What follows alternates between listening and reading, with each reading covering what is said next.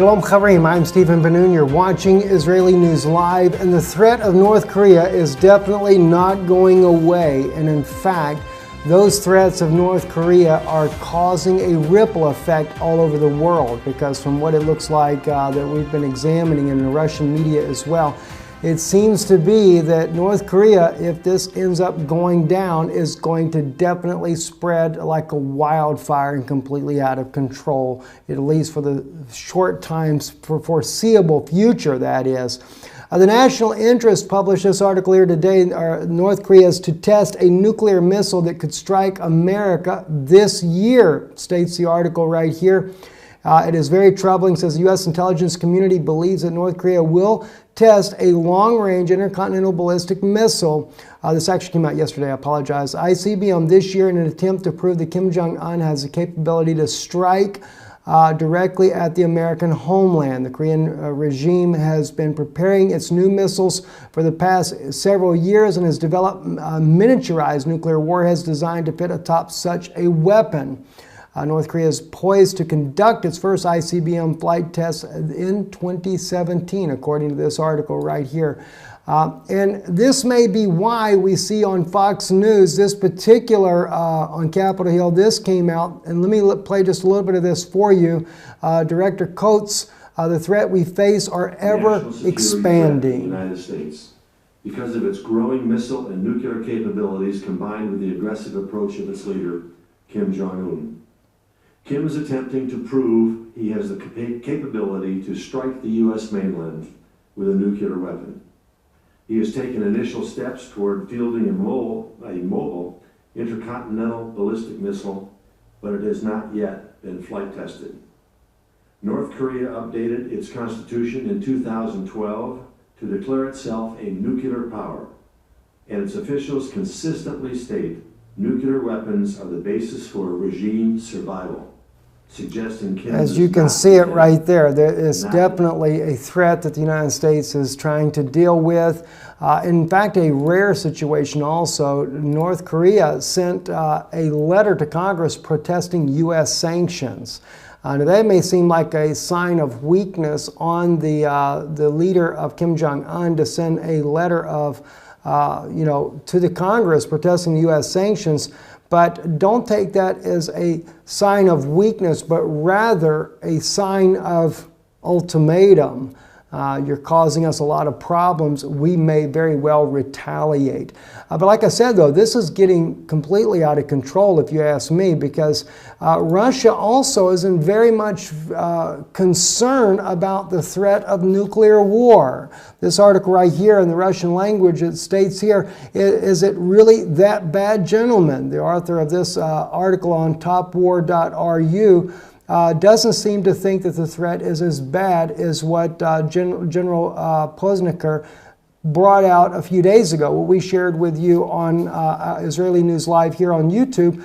But rather, he does assert in the article here that, yes, the threat is there, but would America be insane enough to even attempt it?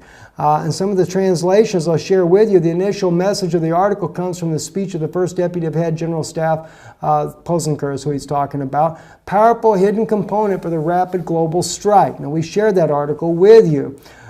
He says that Russia, with the aim of destroying most of Russia's nuclear forces and means with subsequent the destruction of the remaining warheads by the missile defense system.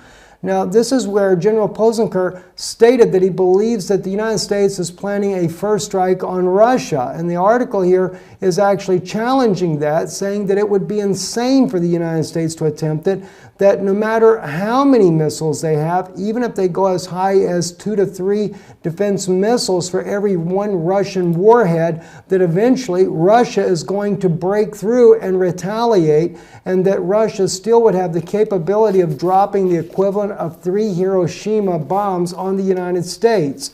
But you know, it just doesn't seem to add up like that, because in another article, this one right here, the U.S. will defeat Russia, the war will be small.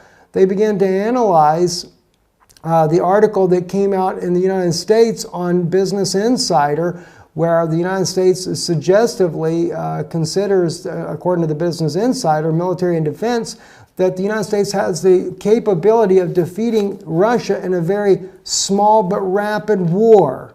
And they compare all the different military technologies that the United States has to that of Russia. But what's very interesting, though, is in the article, is it doesn't just limit Russia, but also they're including China. Both Business Insider as well as topwar.ru, both of them are examining China and Russia's capabilities against the United States. Why would they throw China in there if it's not to do with North Korea?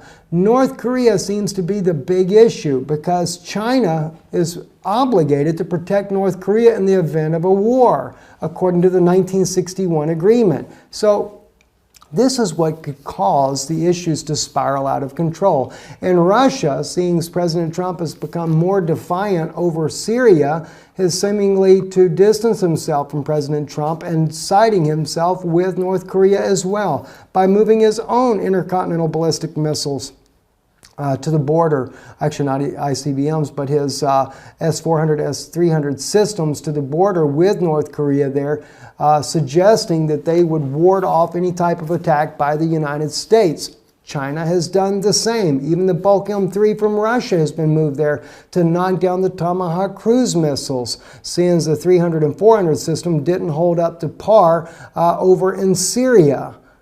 Anyway, that's our take on these things. Can't say, hope it doesn't turn out that way. The U.S. has also sent another nuclear-capable submarine to the region there. And so the U.S. continues to build their forces up to try to deal with North Korea, but yet at the same time, Beijing and Moscow seem to be bent on protecting North Korea.